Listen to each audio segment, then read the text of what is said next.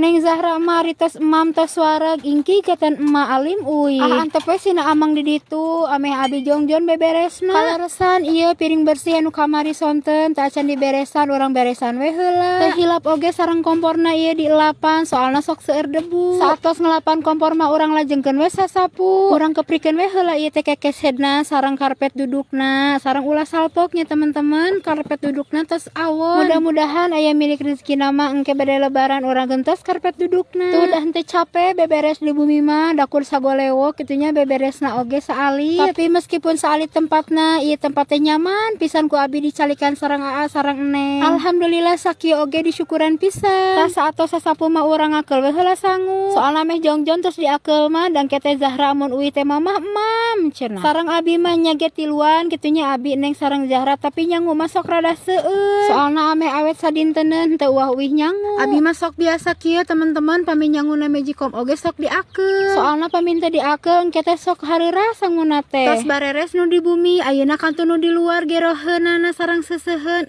tapi geuningan sanetna seet. Ingki gue heula ka teteh ai untung caket. Urang lanjutkeun deui we gegerohna nya teman-teman tuh ieu teh sanetna anyar keneh ku abi digegel we nya ameh praktis lah. Atuh da bade ngingki heula milarian peso hese nya. Tah kalaresan cai balongna oge nya da hujan wae janten rada kiru ieu we cai pamnya nu diangge